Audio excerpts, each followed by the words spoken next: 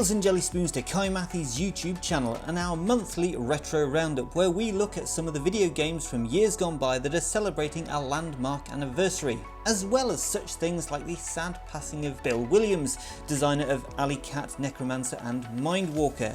And then in 2003, Infogrames Entertainment rebrands all of its subsidiaries under the Atari brand. And who could forget May of 2013 when Microsoft revealed their 8th generation of console, the Xbox One. But also, May is a special month because we have two games turning 40 years old, and they are...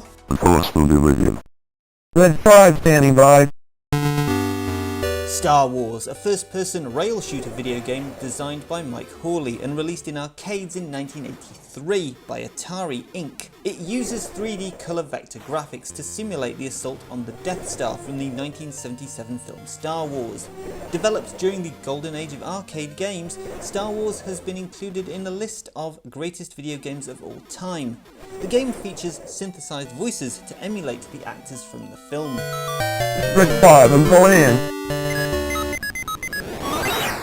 Use the force.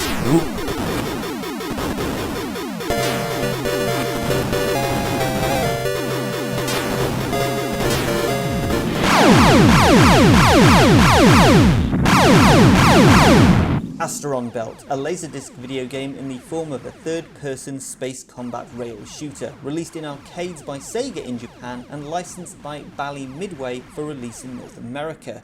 It is the first major arcade laserdisc video game. The game combines full-motion video (FMV) footage from the laserdisc with real-time 2D graphics. The arcade game was available in both upright and cockpit arcade cabinets, with the latter having illuminated buttons on the control panel and a larger 25-inch monitor. The upright used the standard 19-inch, as well as a force feedback vibrating seat.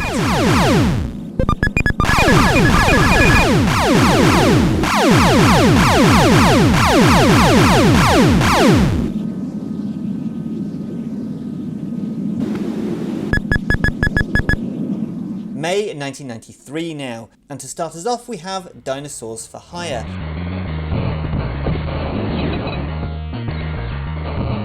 A platform shoot-'em-up video game that was developed and published by Sega for the Sega Genesis and was based on the Dinosaurs for Hire comic series. The game features 3 playable dinosaur mercenaries from the comics: Archie, a Tyrannosaurus, Lorenzo, a Triceratops, and Reese, a Stegosaurus. The player's goal is to stop a dictator who has unleashed a mutant dinosaur army in a plot for world domination. The game has 5 levels, which are divided into subsections. Level locations include the Empire State Building, the Hoover Dam, and a Hollywood film set.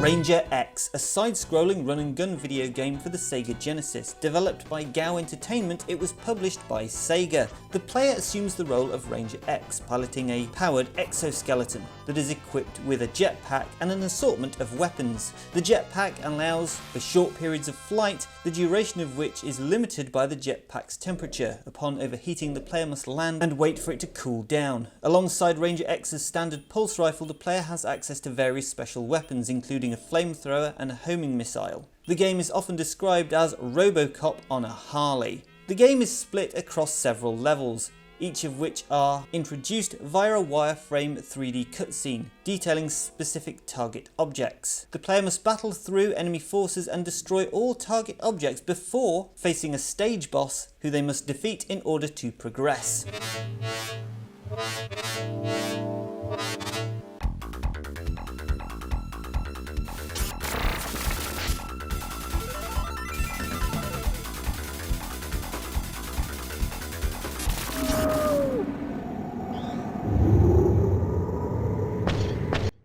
Baroque, a roguelike role-playing video game developed by Sting Entertainment and was originally released for the Sega Saturn by Entertainment Software Publishing and then ported to the PlayStation a year later. A remake for the PlayStation 2 and Wii were released in Japan by Sting Entertainment in 2007. and later overseas in 2008 by Atlas USA for North America and Rising Star Games for Europe. This version was also later ported to iOS in 2012, and an enhanced port of the original version was released for the Nintendo Switch in 2020.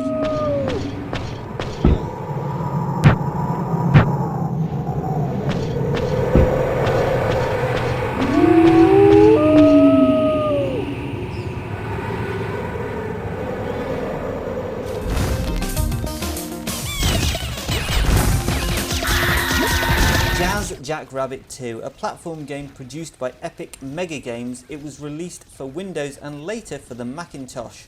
Like the first Jazz Jackrabbit 2 is a side-scrolling platform game, but features additional multiplayer options, including the ability to play over LAN or the internet. In November 2017 it was released on GOG along with the first game. Here, now, did you know that Jazz Jackrabbit 2 detects your computer's power and shows you the intro in low high res? You cannot change this feature manually. And a sequel to the game entitled Jazz Jackrabbit 3D were originally set for release sometime in 2000. However, since Epic were unable to find a publisher, the project were later cancelled. Epic, bring Jazz Jackrabbit to Fork Knife. We over 30 gamers who still like to pretend we're hip demand it! Settle down lads, you know what happens when you two get overexcited. Okay, 2003 now, and a happy 20th anniversary to...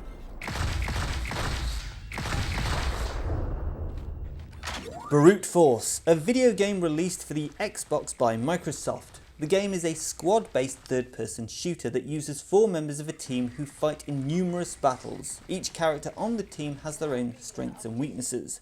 For when humans spread throughout the galaxy, tensions arise with the threat of hostile alien races that appear, and the squad, Brute Force, is sent in to confront the enemies. Brute Force began as a PC game back in 2000, but it was soon after turned into a first-party title for the Xbox, following the buyout of Digital Anvil by Microsoft. And did you know Brute Force, at first Microsoft Game Studio title announced after launch of the Xbox in 2001.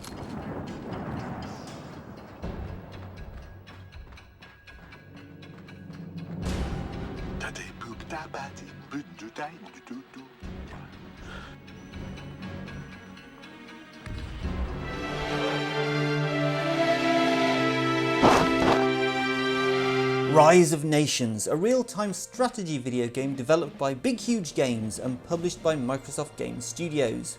Designed as a fusion of concepts from turn-based strategy games with the real-time strategy genre, the game's development was led by Brian Reynolds, who founded Big Huge Games following his involvement in the development of turn-based strategy games Civilization II and Sid Meier's Alpha Centauri. In contrast to his previous historical real-time strategy games, Rise of Nations is based on the entirety of history, taking place from the ancient era through to the modern age, and features 18 civilizations playable across 8 ages of world history. The game features several innovations on the real-time strategy genre, including the novel features such as territory and attrition influences by the turn-based strategy genre. Oh hey lad, do I smell another dugatorial in works? Well Pat, whilst I consider the dugatorial, why don't you have a bash at these 2013 classics that might not be retro, but it might surprise you to know that you can't actually play one of these games anymore. I had no choice. Hell, shoot that sumbitch! Call of Juarez Gunslinger, a first-person shooter developed by Techland and originally published by Ubisoft. It was released for the PC, PlayStation 3 and Xbox 360. The game was ported to the Nintendo Switch by Techland, and it is the 4th game in the Call of Juarez series, although narratively it is unrelated to the 3 previous titles: Call of Juarez Bound in Blood, and Call of Juarez The Cartel. Stay on it! Cover fire! As the governor of New Mexico was paying for the kid's apprehension, Garrett was able to hire every gun hand in Lincoln County.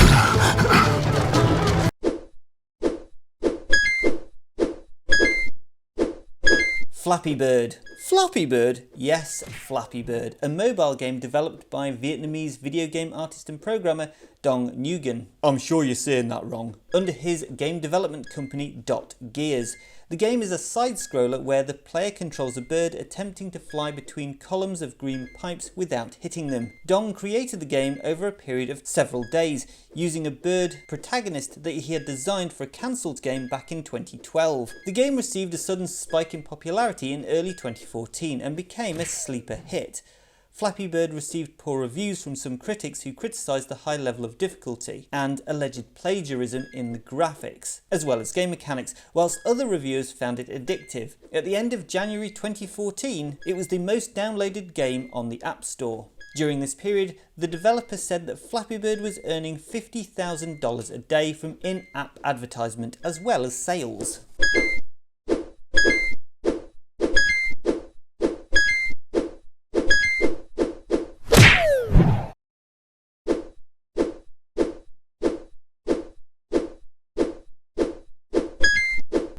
Right, and that brings us to end of another retro roundup. Now please do let us know if you played any games we talked about, or maybe we missed a game that you were expecting to see on the list.